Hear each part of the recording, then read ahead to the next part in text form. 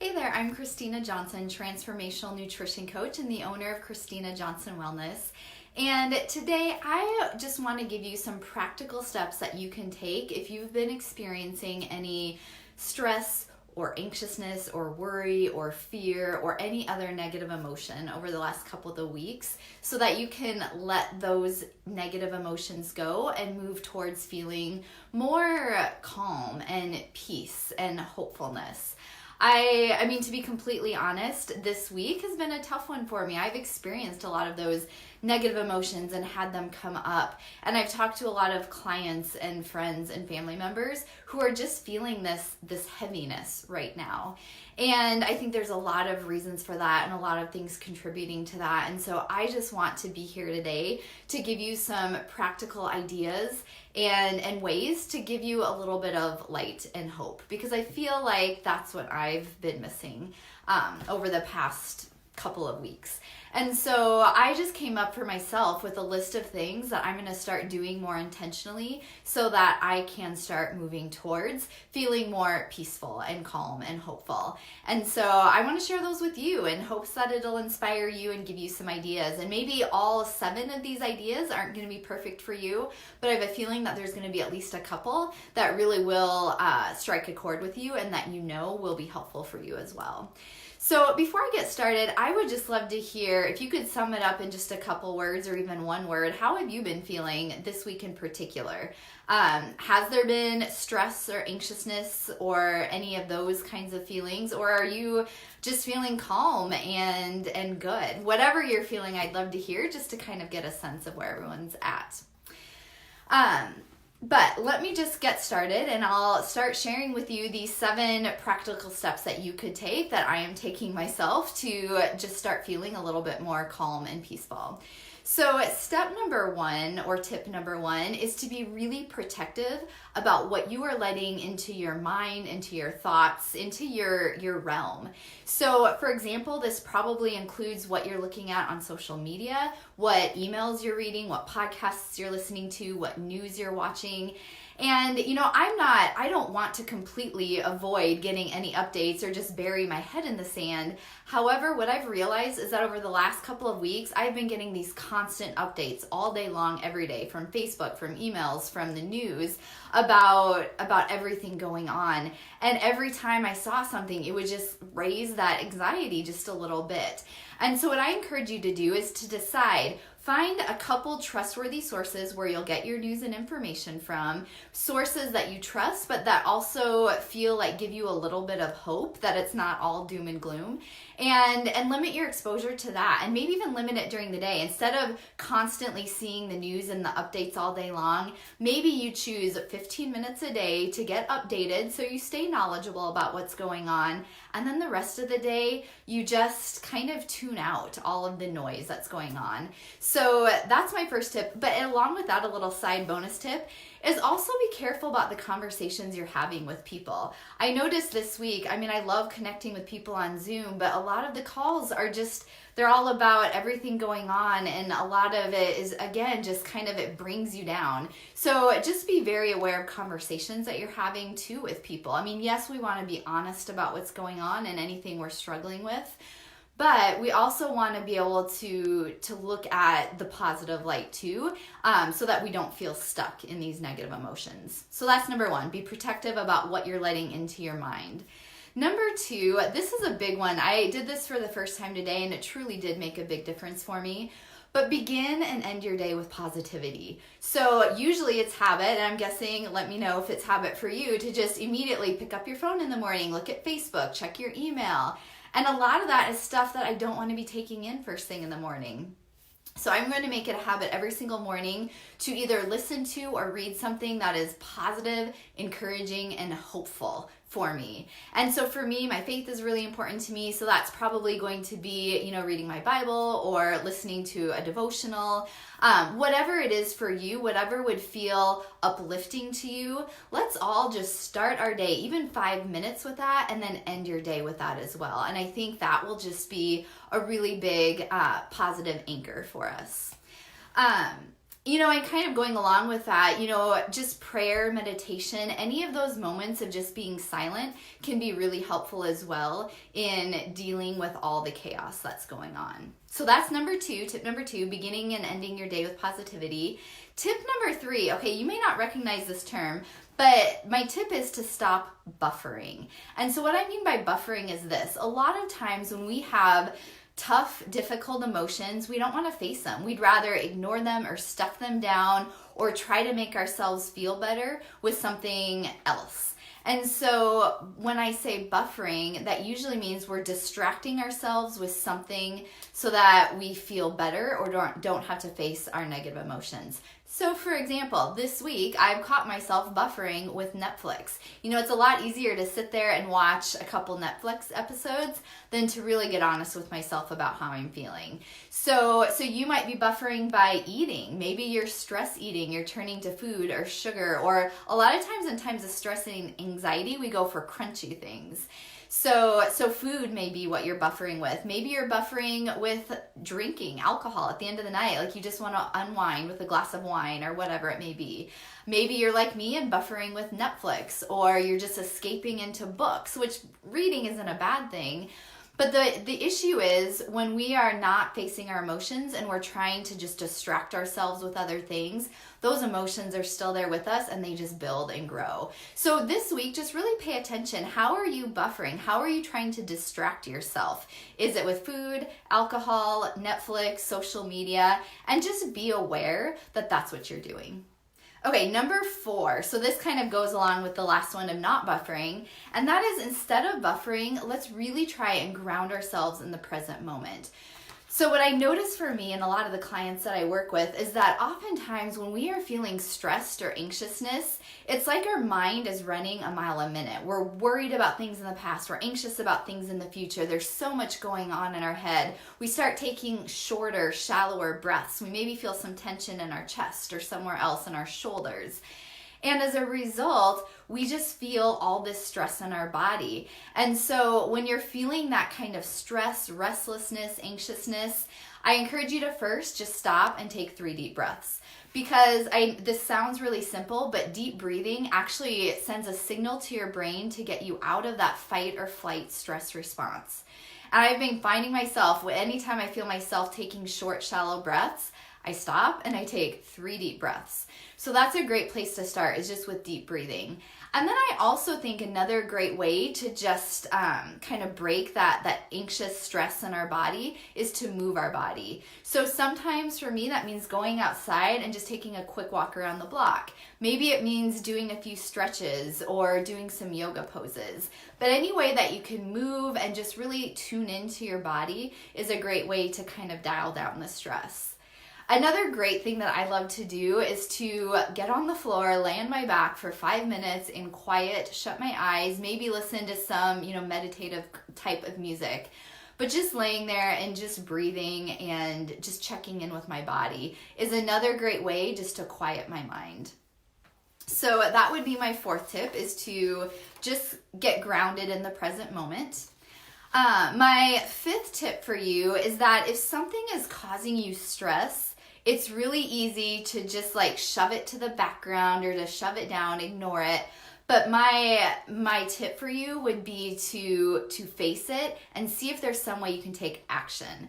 Because, so for example, if you're having all these thoughts raising in your mind, a great way to take action would be to start by just writing those thoughts on paper. What is everything causing you stress? What are all those thoughts running around in your head? Getting them out of your head onto paper is really powerful. And then once you get them on paper, you can look at all these things that are causing you stress and just look at them and ask yourself, is there something I can do about this? If there is, great. Figure out how can you take action. If there's nothing that you can do about it, if it truly is completely out of your control, then at some point we just have to decide we're going to let it go because there's nothing that we can do.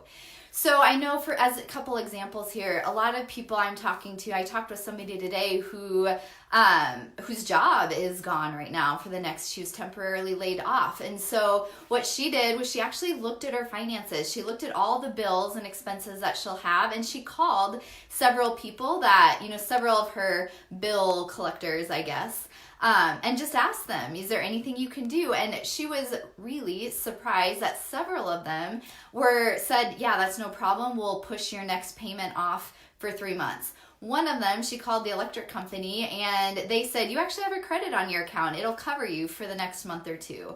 So sometimes just by taking action, we just feel better because we're doing something, and it feels like there's at least something within our control. Or for example, I'm trying to think what else, like if homeschooling, if you all of a sudden your kid's at home and you're trying to figure out how to homeschool your kids and that's causing you stress, then reach out to somebody who's also in that same boat. See if you can share ideas. Maybe you can trade homeschooling services over video, or there's all kinds of opportunities for that.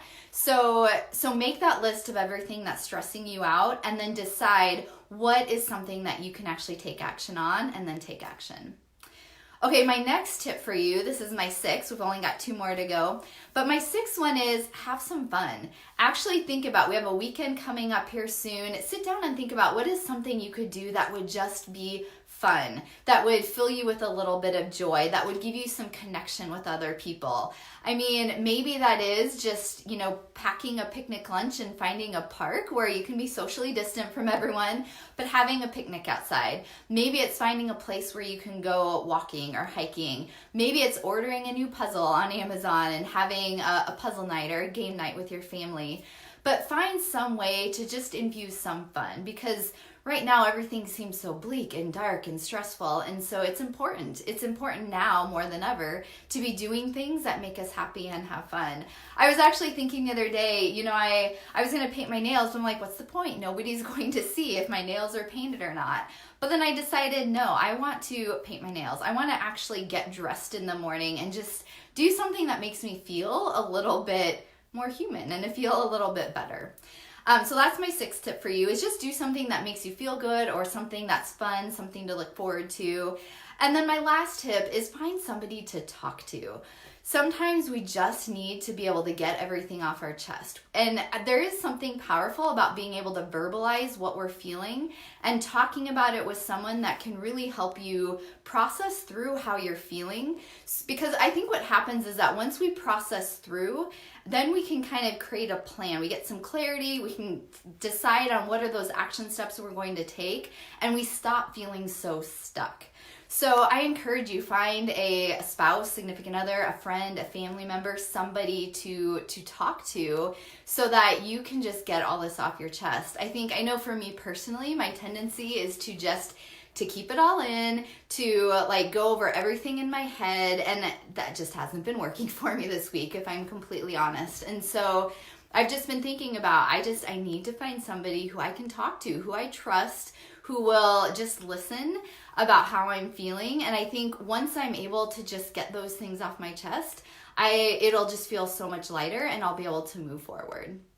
So one thing that I decided, this is kind of a spur of the moment thing today, right before I went on live, but sometimes we do have those people in our lives close to us that we can talk to. Sometimes, honestly, I was thinking for myself, it's helpful to have somebody outside the situation to talk to and really process through what's going on.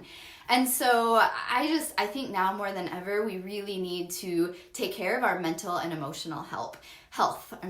So if you would love to have somebody to help process through what's going on so you can get some clarity and direction to move forward, then I don't normally do this, but I would love to just offer you a chance to book a single coaching session with me. And I just want to make this as easy for as many people as possible. So if you book by the end of March, I'll give you a coupon code to schedule it for 50% off. And so what this would be is you and I would have a chance to talk, and I will just ask you some questions to help you process how whatever is going on is affecting you, and help get you some clarity. And then we'll look at, okay, well, what can you do? What steps can you take to move through the next couple of weeks with more peace and calmness and just confidence and hope that things will be okay. Sometimes I think we just can feel stuck and like we're spinning our wheels, and that's one of the most powerful things about coaching. I work with coaches myself. I've hired a couple different coaches to work with, and it's so nice to have somebody who's just there to sit with you, to listen, and to help you figure out what those next steps are. So if you would like to book one of these, just a single coaching session, or if you want 2 or 3 over the next month, we can do that as well. But I would love to just have the chance to help you process through what's going on for you and to help you get clarity on what steps to take next. So if you're interested, I will put a link in the comments to my calendar where you can book the session, and I will create a coupon code. I think I'll use CALM, C-A-L-M. I think we all need a little calm right now. And when you check out, just use the coupon code CALM and it will book the session at 50% off. So I think as a couple final calls to action here for you, number one, really think about what is 1 or 2 things that you can do today just to help let go of some of the stress and anxiety and move towards a feeling of calm and peace and hope.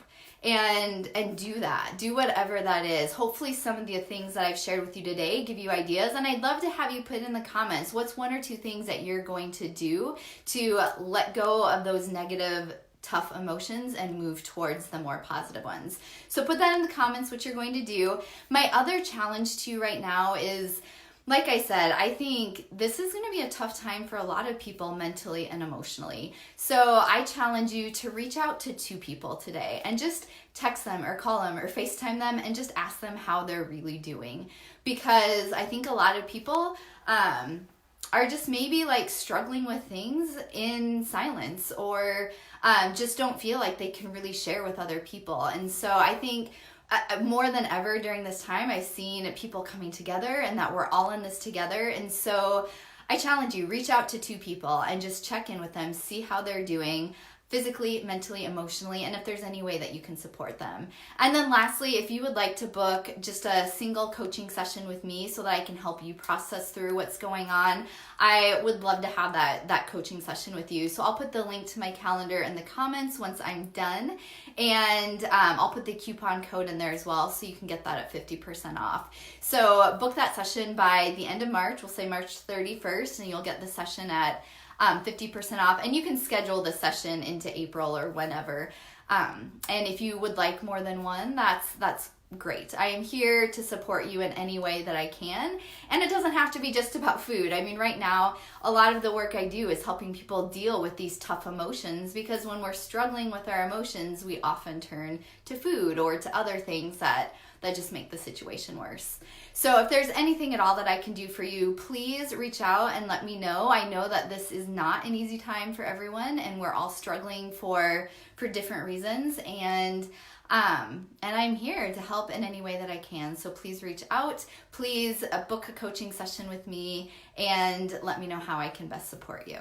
I hope that you have a great week, that a couple of the tips that I've shared with you today can really help you just feel that sense of calm and peace, and that we can all together work towards moving towards that. So I will see you again next week, and bye for now.